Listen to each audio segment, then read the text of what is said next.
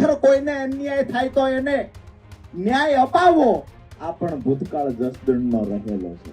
જ્યારે જ્યારે પણ થાક લાગ્યો છે ત્યારે માવડિયું છે જેને આપણને હિંમત આપી છે.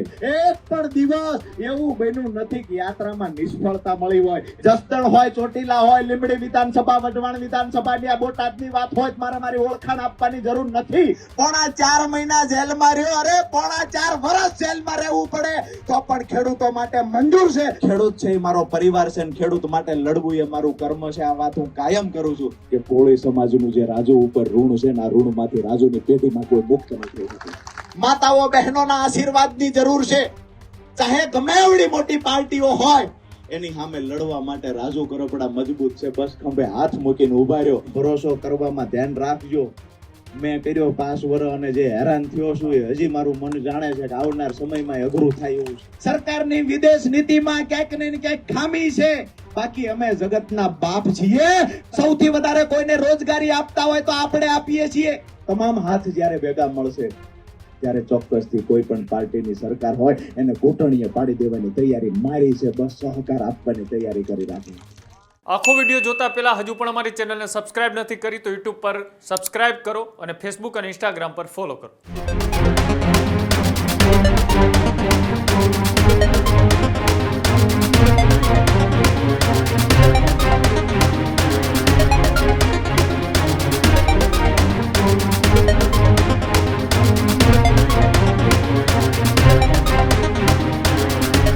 રાજ્યની અંદર રાજુ કરપડાએ ત્યારે ખેડૂત યાત્રા એ કાઢી રહ્યા છે અને તે જ ખેડૂત સંકલ્પ યાત્રા છે એ રાજકોટના જસદણ ખાતે પહોંચી હતી. રાજુ કરપડાની ખેડૂત સંકલ્પ યાત્રા જસદણ પહોંચી. રાજકોટ જિલ્લાના જસદણમાં કરપડાએ એક સભા પણ યોજી. જસદણ પંથકના મોટી સંખ્યામાં ખેડૂતો એ સભાની અંદર હાજર પણ રહ્યા. ખેડૂતોએ કરપડા સાથે રહીને ખેડૂતોની લડાઈ લડવાનો સંકલ્પ કર્યો. તો જસદણની ભૂમિની તાકાત કંઈક અલગ છે આવી વાત રાજુ કરપડાએ કરી. અન્યાય સાથે ન્યાયની લડત લડવાનો એ ભૂતકાળ જસદણનો રહ્યો છે. જસદણની સત્તાએ હંમેશા લોકોને ન્યાય આપ્યો છે આવી વાત રાજુ કરપડાએ કરી. યાત્રાની શરૂઆત કરી ત્યારે ખબર ના હતી કે કેમ કરીશું. ખેડૂતો અને માતા બહેનોના આશીર્વાદથી આજે અહીંયા પહોંચ્યો છું. રાજુ કરપડાને બદનામ કોઈ પાર્ટી કરશે તો એને લાત મારીને હું અહીં સુધી પહોંચ્યો છું આવી વાત પણ રાજુ કરપડાએ કરી. કોળી સમાજનું રાજુ કરપડા ઉપર જે ઋણ છે એમાંથી હું ક્યારેય મુક્ત નહીં થઈ શકું. મને ક્યારેય મંજૂર નથી કે ખેડૂતનો ઉપયોગ કરીને રાજનીતિ કરું ફરી એક વખત. એ 19 માર્ચના રોજ તુલસી શ્યામથી એ જે ખેડૂત સંકલ્પ યાત્રાની શરૂઆત કરી હતી તે જસદણ મુકામે પહોંચી હતી અને જસદણ પહોંચતા જ મોટી સંખ્યાની અંદર ખેડૂતો અને માતા બહેનો હાજર રહ્યા હતા અને તેમની હાજરીમાં જ રાજુ કરપડાના ફરી એક વખત બેબાક બોલ જોવા મળ્યા હતા. આડકતરી રીતે આમ આદમી પાર્ટીના નેતાઓને રાજુ કરપડાએ ટાર્ગેટ પણ કર્યા હતા. તો સાથે સાથે આવનારા સમયમાં ખેડૂતો માટે લડત લડવાનો સંકલ્પ કરતા જસદણની ખેડૂત સભામાં રાજુ કરપડાએ શું કહ્યું આપણે રાજુ કરપડાને સાંભળીએ. અન્યાય સામે ન્યાયની લડત લડવી, ખરેખર કોઈને અન્યાય થાય તો એને ન્યાય અપાવવો આ પણ ભૂતકાળ જસદણનો રહેલો છે. પછી હગો ભાણો હોય તોય પણ ભલે અને હગા મામા હોય તોય ભલે ન્યાયની વાત આવે ત્યારે એને ફાંસીએ ચડાવવાની વાત હોય તો જસદણની સત્તાએ ન્યાય આપ્યો છે. તમામ સમાજના તમામ ધર્મના લોકોને સાથે રાખી તમામના દુઃખને પોતાનું દુઃખ સમજી અને આ જસદણની ભૂમિ પરથી આજ દિવસ સુધી આઝાદી પહેલા જે પણ લડવૈયાઓ થયા છે એ જસદણની ભૂમિ પર થયા છે અને એ જ જસદણની ભૂમિ પર અપેક્ષા રાખીએ છીએ કે આવનાર દિવસોમાં પણ એક નવી શરૂઆત થાય. આવનાર દિવસોમાં પણ જસદણથી જે કાયમ માટે ગુજરાતને નવો સંદેશ આપવામાં આવ્યો છે તો એવી જ રીતે આવનાર સમયમાં જે અમે સંકલ્પ યાત્રા લઈને નીકળ્યા છીએ આજે આપણા વિસ્તારના પ્રશ્ન ઘણા બધા છે પણ આપણી આસ્થા ક્યાં જોડાયેલી છે, આપણી અંદર હિંમત કોણ આપે છે? તો ભૂતકાળ છે. જ્યારે પણ થાક લાગ્યો છે ત્યારે માવડિયું છે જેને આપણને હિંમત આપી છે. જાહલની વારે જ્યારે નવગણ ચડ્યો તો ત્યારે એને કીધું હતું કે મોયલા ડાબે સબસબિયાન વાહે દૂધની ડમરી ઉડે સમજ્જક માં ભેળી છે. આજે હું દાવા સાથે કહું છું કે રાજુ કરપડા કોઈ પાર્ટીનું બેનર લઈને નથી નીકળ્યો. રાજુ કરપડા નીકળ્યો જ્યારે યાત્રા નક્કી કરી ત્યારે કેવી રીતે થશે એ મને પોતાને ખબર નહોતી. 18 તારીખથી નીકળેલી યાત્રા આજે જસદણ પહોંચી છે. એક પણ દિવસ એવું બન્યું નથી કે યાત્રામાં નિષ્ફળતા મળી હોય. એક દિવસ એવું નથી બન્યું કે મને થાક લાગીને એવું થયું કે હવે અહીંથી ભાગી જાવ. ખરેખર તો વાત એ છે કે દિવસે ને દિવસે અમારા ખેડૂતોનો પ્રેમ વધતો જાય છે, માતાઓ બહેનોનો પ્રેમ વધતો જાય છે અને આપ સૌના આશીર્વાદ થકી રાજુ કરપડાની લડાઈ મજબૂત બનતી જાય છે. જસદણ હોય, ચોટીલા હોય, લીંબડી વિધાનસભા, વઢવાણ વિધાનસભાની આ બોટાદની વાત હોય મારે મારી ઓળખાણ આપવાની જરૂર નથી. જ્યારે જરૂર પડી છે, જ્યારે ખેડૂતોએ હાકલ કરી છે કે અમને પૂરતા પાકના ભાવ નથી મળતા, અહીંયા હળદરની અંદર વારંવાર અહીંયા જ્યારે હળદર માર્કેટિંગ યાર્ડ એટલે કે બોટાદ માર્કેટિંગ યાર્ડમાં ખેડૂતોનો કડદો થતો એ વખતે પણ 2022માં જેની યાર્ડ બંધ કરાવ્યું, મને ખબર પડી કે મારી તાકાત ઓછી પડે છે, ફરી વખત ખેડૂતોનું સંગઠન બનાવ્યું, બોટાદના ગામડે ગામડે ફર્યો. એ દિવસે નક્કી કરીને આવ્યો તો 2022માં કે એક દિવસ બોટાદની અંદર કડદો બંધ કરાવીને હું રહીશ અને આ લડાઈ 2025માં મજબૂતાઈથી લડ્યા. 4.5 મહિના જેલમાં રહ્યો. અરે 4.5 વર્ષ જેલમાં રહેવું પડે તો પણ ખેડૂતો માટે મંજૂર છે. પણ રાજુ કરપડા અને ખેડૂતોની વચ્ચે કોઈ દિવાલ ઊભી કરવાના પ્રયત્ન કરે, રાજુ કરપડાને બદનામ કરવાના પ્રયત્ન કરે તો એવી પાર્ટીને લાત મારીને મારા ખેડૂતોના ખોળામાં પાછું માથું મૂકીને બેઠો છું કે હું તમારા સહારે ફરી આવ્યો છું.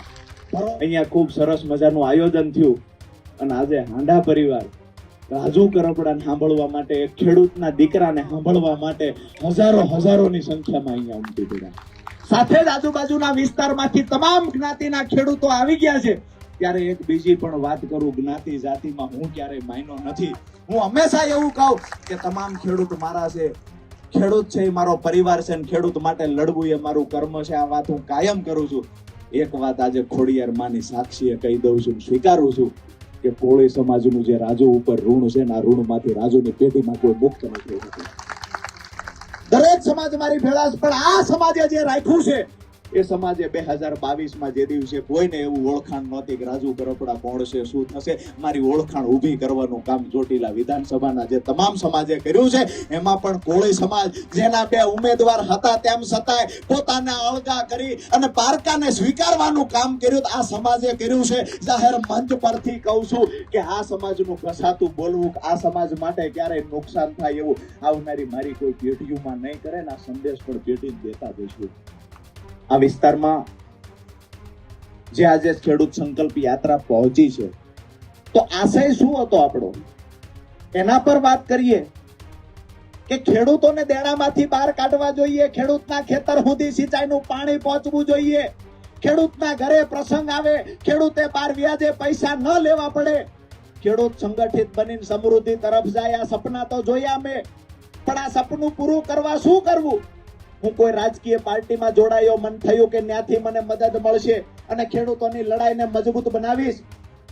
પણ જ્યારે લડતા ગયા ત્યારે ખબર પડી કે રાજકીય પાર્ટીઓ માત્ર ખેડૂતનો વોટ બેંક તરીકે ઉપયોગ કરે છે અને રાજુ કરપડાને ક્યારેય મંજૂર નથી અમારા ખેડૂતોનો કોઈ ઉપયોગ કરી જાય. આવનાર દિવસોમાં મેં પહેલા પણ કહ્યું છે કે કોઈ ખેડૂતોનો ઉપયોગ કરીને રાજકીય નેતા બને, અને હું રાજકીય નેતા હતો ત્યાંથી પાછો આવ્યો છું, મારા ખેડૂતોની વચ્ચે આવ્યો કે આવી નેતાગીરી મારે ક્યારેય નથી કરવી.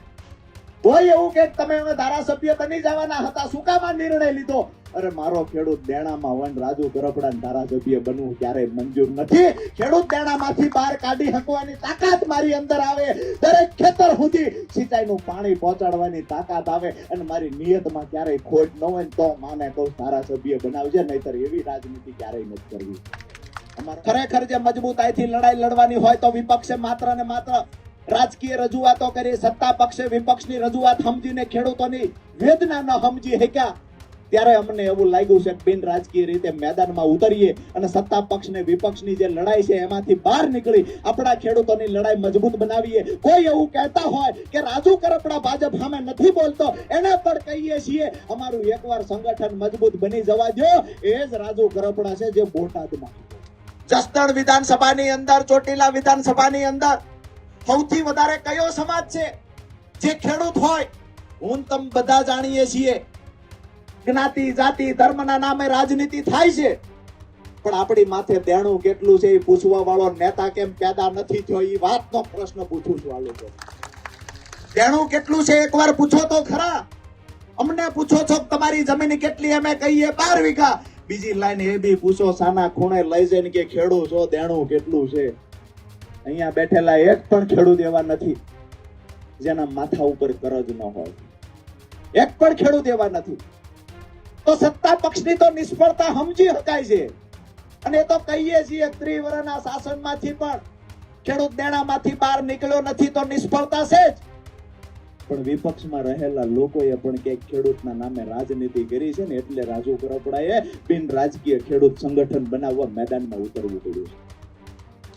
આ સંગઠનનો સંકલ્પ એટલા માટે કર્યો કે આપણે બાળપણથી સાંભળતા આવ્યા છીએ કે આપણા ખેડૂત દુખી છે, આપણા ખેડૂતોનું કોઈ નથી, આપણા ખેડૂતોની વાત કોઈ સાંભળતું નથી.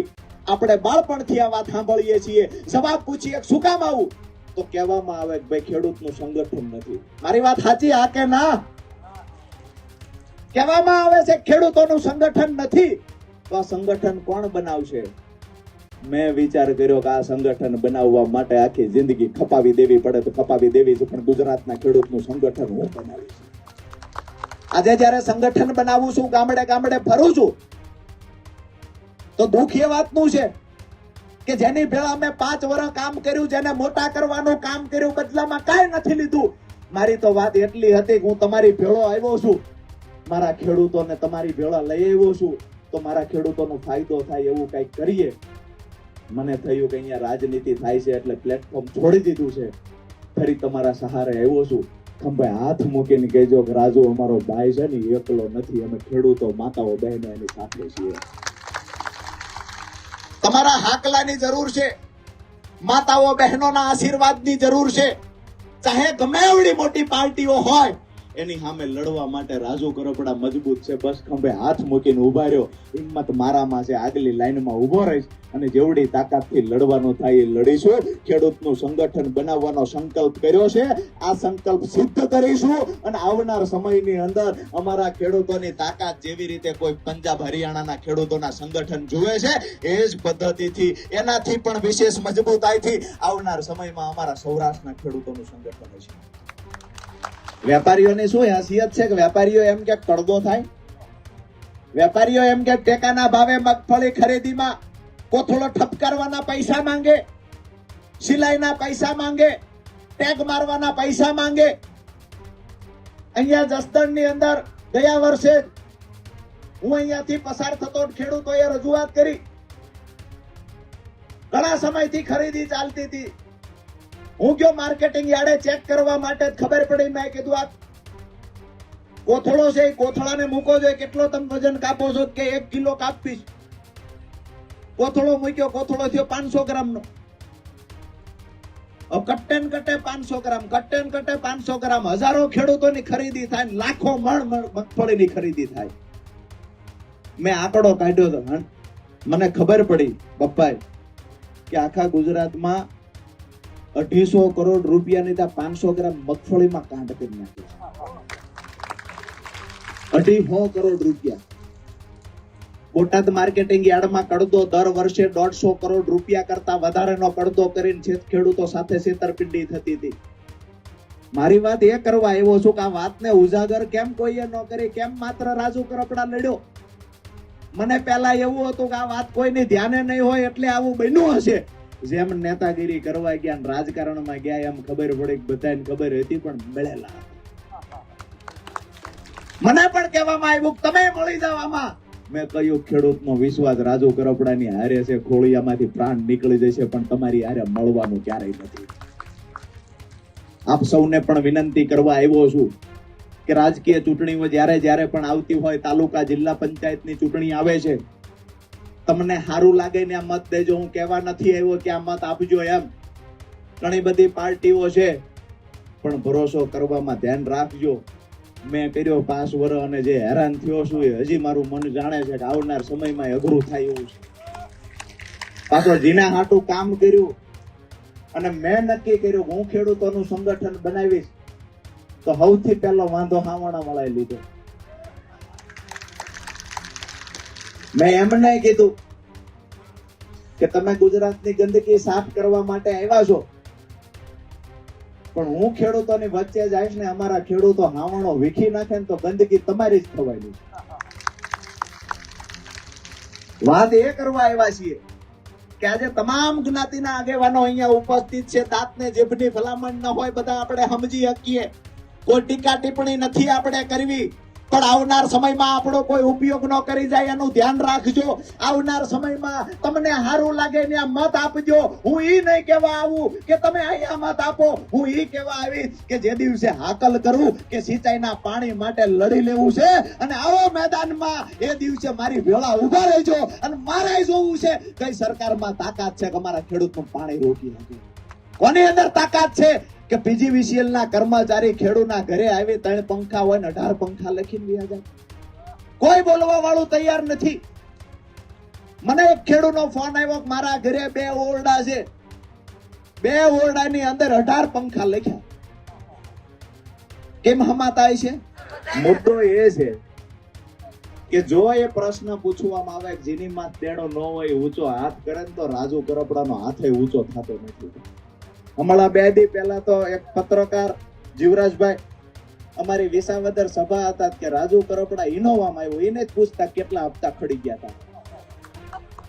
2-3 વખત સિબિલે ખરાબ થઈ ગયું, એને જ પૂછતા એ કે ઇનોવામાં આવ્યા અને ટ્રેક્ટરમાં બેઠા. તો શું ટ્રેક્ટર લઈને ફરવી? એમ દુધઈથી વિસાવદર ટ્રેક્ટર લઈને જાવી અને એમને આજ ગમતું હોય છે કે આપણે બળદમાંથી ટ્રેક્ટરમાં ન આવી, ટ્રેક્ટરમાં આવ્યા કે તમારી ગાડી નો હોવી જોઈએ. ભાઈ ગાડી એ લેવાની છે, હજી તો ઇનોવા છે. આવનાર સમયમાં અમારા ખેડૂતોનો પ્રેમ મળતો રહેશે, ઇનોવામાં કંઈક બીજું કરશું. આ તો સરકારની નિયતમાં ખોટ છે, સરકારની વિદેશ નીતિમાં ક્યાંક ને ક્યાંક ખામી છે. બાકી અમે જગતના બાપ છીએ. 3% અનાજ દુનિયાને જમવાનું પૂરું અમે પાડીએ છીએ. કેવી રીતે જિંદગી જીવાય કોઈને શીખવું હોય તો અમે એને શીખવાડવા વાળા છીએ. આજે તમામ લોકોને અનાજ પૂરું પાડવાનું કામ આપણે કરીએ છીએ. આ દેશની અંદર સૌથી વધારે કોઈને રોજગારી આપતા હોય તો આપણે આપીએ છીએ.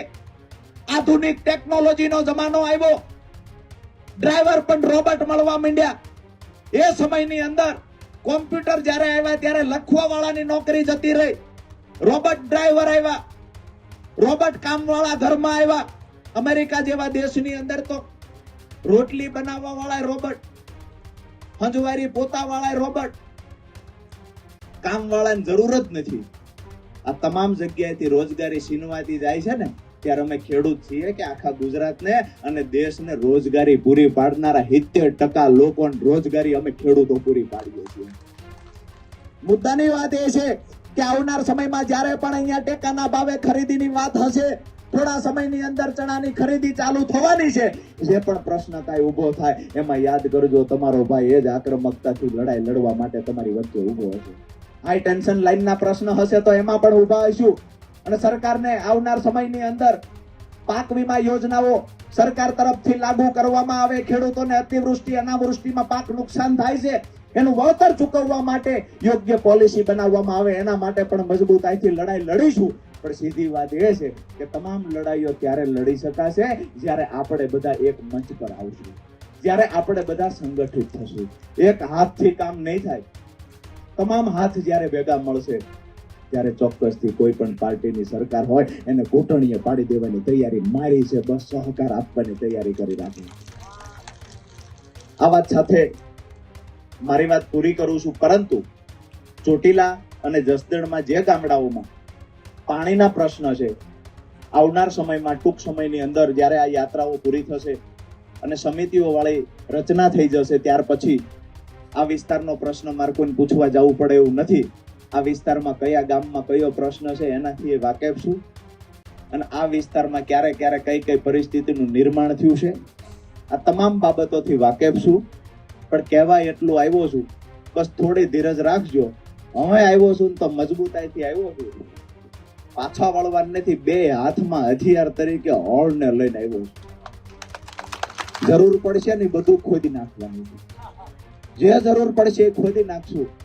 પણ આપણી માતાઓ બહેનોને, આપણા ખેડૂતોને એના ચહેરા ઉપર કાયમ માટે હસી જોવા માંગુ છું, એનો ચહેરો ખુશખુશાલ જોવા માંગુ છું. અને એ ચહેરો ખુશ જોવા માટે માળીના ચરણોમાં પણ પ્રાર્થના કરું છું કે અમારો ખેડૂત ક્યારેય 1 વીઘો જમીન વેચવાનો વિચાર ન લાવે ને માં એ તું ધ્યાન રાખજો.